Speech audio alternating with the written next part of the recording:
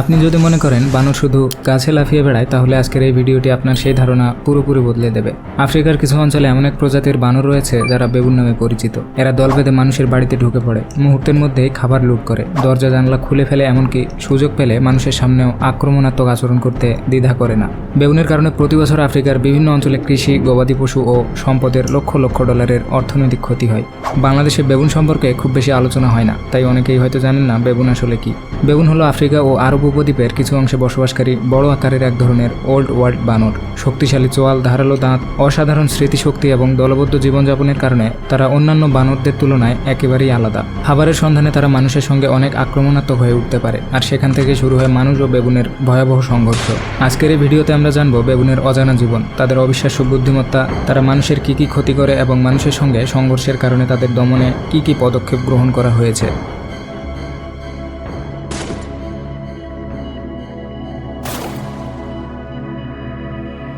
Baboon নামটি অনেকের কাছেই অপরিচিত। প্রথম দেখায় এদের সাধারণ বানরের মতো মনে হলেও এরা বাস্তবে সাধারণ বানরের চেয়ে অনেক বড়, শক্তিশালী এবং বুদ্ধিমান। বেবুন মূলত আফ্রিকা মহাদেশের বিস্তীর্ণ সাভানা, খোলা বনাঞ্চল, পাহাড়ি এলাকা এবং শুষ্ক ঝোপঝাড়ে বসবাস করে। এছাড়া হামারড্রিয়াস বেবুন নামের একটি প্রজাতি আফ্রিকার হর্ন অঞ্চল এবং সৌদি আরবের কিছু পাহাড়ি এলাকায় দেখা যায়। বর্তমানে পৃথিবীতে বেবুনের 6টি স্বীকৃত প্রজাতি রয়েছে। এদের প্রায় সবকটি আফ্রিকার বিভিন্ন দেশে বিস্তৃত। দক্ষিণ Africa, Kenya, Tanzania, Uganda, Ethiopia, Namibia, Botswana, Zambia, Zimbabwe এবং মোজাম্বিকে এদের দেখা যায়। তবে বেবুন শুধু ঘন জঙ্গলের প্রাণী নয়, বরং তারা এমন পরিবেশেও থাকতে বেশি স্বাচ্ছন্দ্য বোধ করে যেখানে সহজে খাবার সংগ্রহ করা যায়। তাই বিশাল সাভানা, তৃণভূমি, খোলা বনাঞ্চল, পাথুরে পাহাড়, নদীর তীর, ঝোপঝাড় এবং শুষ্ক আধা মরুভূমি সব ধরনের পরিবেশেই তারা নিজেদের মানিয়ে নিতে পারে। বিশেষজ্ঞদের মতে বেবুন পৃথিবীর সবচেয়ে অভিযোজনক্ষম প্রাইমেটদের একটি। পরিবেশের পরিবর্তনের সঙ্গে দ্রুত খাপ খাইয়ে নেওয়ার অসাধারণ ক্ষমতা রয়েছে তাদের। আর এই কারণেই বন উজাড় হওয়া বা মানুষের বস্তি বনাঞ্চলের আরও কাছে চলে আসার পর অনেক বেবুন খাবারের খোঁজে গ্রাম, কৃষিজমি, এমনকি শহরের উপকণ্ঠেও প্রবেশ করতে শুরু করেছে। দক্ষিণ আফ্রিকার ক্যাপ উপদ্বীপ, কেনিয়ার জাতীয় উদ্যানের আশপাশ, তানজানিয়ার সংরক্ষিত বনাঞ্চল এবং ইথিওপিয়ার কৃষি এলাকাগুলোতেও মানুষ ও বেবুনের সংঘর্ষ এখন বেশ পরিচিত একটি সমস্যা। এসব অঞ্চলে তারা ফলের বাগান, ভুট্টা ক্ষেত, সবজি ক্ষেত, এমনকি বাড়িঘরেও ঢুকে খাবার সংগ্রহের চেষ্টা করে। প্রশ্ন হলো, হাজার হাজার বছর ধরেই বনেই বসবাস করা একটি বন্যপ্রাণী কেন হঠাৎ মানুষের বাড়িঘর, কৃষিজমি এবং শহরের আশপাশে ঘোরাফেরা শুরু করলো? এর পেছনে রয়েছে একাধিক বাস্তব কারণ।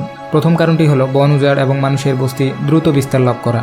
জনসংখ্যা বৃদ্ধির সঙ্গে সঙ্গে আফ্রিকার অনেক অঞ্চলে বন কেটে তৈরি হয়েছে নতুন গ্রাম, কৃষিজমি এবং সড়ক। ফলে যে এলাকাগুলো একসময় বেবুনের নিরাপদ আবাসস্থল ছিল, সেগুলো ধীরে ধীরে মানুষের দখলে চলে যায়। দ্বিতীয় কারণটি আরও গুরুত্বপূর্ণ, সহজে খাবার পাওয়া। বনের ভেতরে খাবারের জন্য অনেক সময় দীর্ঘ পথ পাড়ি দিতে হয়, কিন্তু মানুষের বস্তিতে মাত্র কয়েক মিনিটের মধ্যেই তারা ফল, সবজি, ভুট্টা, পাউরুটি, ডাস্টবিনে ফেলে দেওয়া খাবার কিংবা পোষা প্রাণীর খাদ্য খুঁজে পায়। একটা বেবুন যদি একবার কোনো এলাকায় সহজে খাবার পেয়ে যায়, তাহলে সে শুধু নিজেই নয়, পুরো দলকে নিয়ে বারবার সেই জায়গায় ফিরে আসে।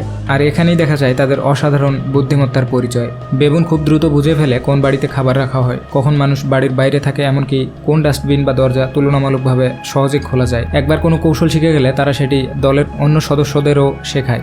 ফলে অল্প সময়ের মধ্যেই পুরো দল একই কৌশল ব্যবহার করতে শুরু করে। এ কারণে আফ্রিকার অনেক শহর ও গ্রামের মানুষের কাছে বেবুন এখন শুধু একটি বন্যপ্রাণী নয়, বরং প্রতিদিনের বাস্তব চ্যালেঞ্জে পরিণত হয়েছে।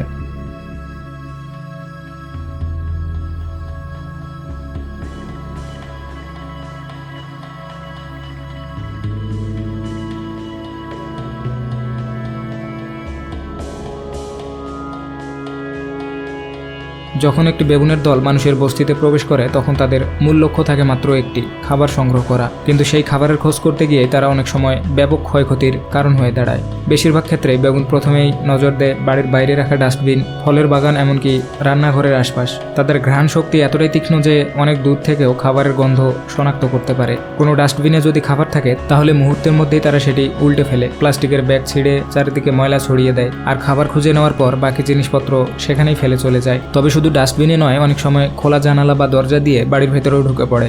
রান্নাঘর থেকে ফল, রুটি, বিস্কুট কিংবা অন্য যে কোনো খাবার নিয়ে চোখের পলকে পালিয়ে যায়। কৃষি এলাকায় পরিস্থিতি আরও কঠিন হয়ে ওঠে। দলবদ্ধভাবে মাঠে ঢুকে তারা ভুট্টা, কলা, আখ, বিভিন্ন ফল ও সবজির ক্ষেত নষ্ট করে ফেলে। অনেক সময় তারা যতটা খায় তার চেয়ে বেশি ফসল পায়ে মারিয়ে বা আশপাশে ছিটিয়ে নষ্ট করে দেয়। সবচেয়ে আশ্চর্যের বিষয় হলো, এই পুরো কাজটি তারা প্রায়ই পরিকল্পিতভাবে করে। দলের একটি বেবুন চারপাশে নজর রাখে, আর বাকিরা দ্রুত খাবার সংগ্রহ করে। বিপদের আভাস পেলেই পুরো দল মুহূর্তের মধ্যে এলাকা ছেড়ে পালিয়ে যায়। তাই আফ্রিকার অনেক মানুষের কাছে বেবুন শুধু একটি বন্যপ্রাণী নয়, বরং অত্যন্ত বুদ্ধিমান এবং কঠিন প্রতিপক্ষ। কিন্তু প্রশ্ন হলো, মানুষ কি এত সহজেই তাদের থামাতে পারে, নাকি বেবুনের বুদ্ধিমত্তার কাছে অনেক সময় মানুষও অসহায় হয়ে পড়ে?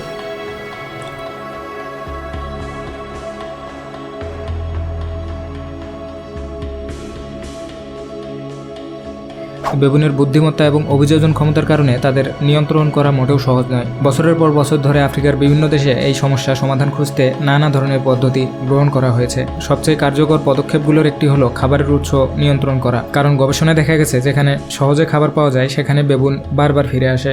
তাই অনেক শহর ও গ্রামে সাধারণ ডাস্টবিনের পরিবর্তে বসানো হয়েছে বিশেষ নকশার বেবুন প্রতিরোধী ডাস্টবিন, যা তারা সহজে খুলতে পারে না।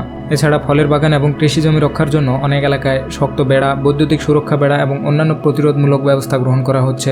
এসব ব্যবস্থার উদ্দেশ্য বেবুনকে আঘাত করা নয়, বরং তাদের বস্তিতে প্রবেশে নিরুৎসাহিত করা। কিছু অঞ্চলে বিশেষ প্রশিক্ষণপ্রাপ্ত বন্যপ্রাণী পর্যবেক্ষক বা বেবুন মনিটর নিয়োগ করা হয়েছে। তাদের কাজ হলো বেবুনের দল মানুষের বস্তির দিকে এগোলে নিরাপদ উপায়ে আবার বনাঞ্চলের দিকে ফিরিয়ে দেওয়া। তারা শব্দ, উপস্থিতি এবং অন্যান্য প্রাণঘাতী কৌশল ব্যবহার করে নানা সংঘর্ষ কমানোর চেষ্টা করেন। এর পাশাপাশি স্থানীয় মানুষদের সচেতন করা হচ্ছে বাড়ির দরজা জানালা বন্ধ রাখা, বাইরে খাবার না রাখা, ডাস্টবিন ভালোভাবে বন্ধ রাখা এবং বেবুনকে কখনোই খাবার না দেওয়ার মতো সাধারণ নিয়মগুলো অনুসরণ করতে উৎসাহিত করা হয়। তবে এত সব ব্যবস্থা নেওয়ার পরও সমস্যার পুরোপুরি সমাধান হয়নি, কারণ বেবুন অত্যন্ত বুদ্ধিমান। নতুন কোনো বাধার মুখোমুখি হলে তারা ধীরে ধীরে সেটিও বুঝে নিতে শিখে এবং নতুন উপায়ে খাবার সংগ্রহের চেষ্টা করে। তাহলে প্রশ্ন হলো, এই দীর্ঘ লড়াইয়ে কে এগিয়ে আছে, মানুষ নাকি বেবুন?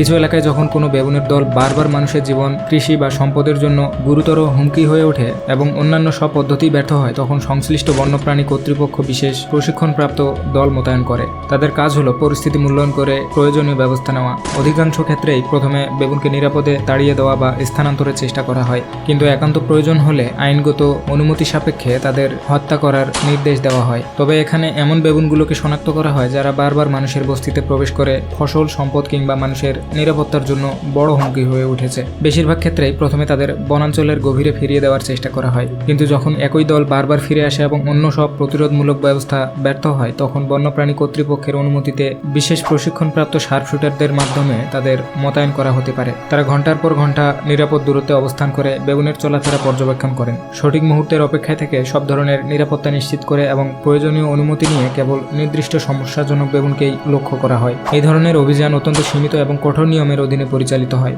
এর উদ্দেশ্য কোনোভাবেই পুরো বেবুনের দলকে নির্মূল করা নয়, বরং মানুষ ও বন্যপ্রাণীর সংঘর্ষ কমিয়ে উভয়ের জন্য নিরাপদ স্বভাবস্থান নিশ্চিত করার চেষ্টা।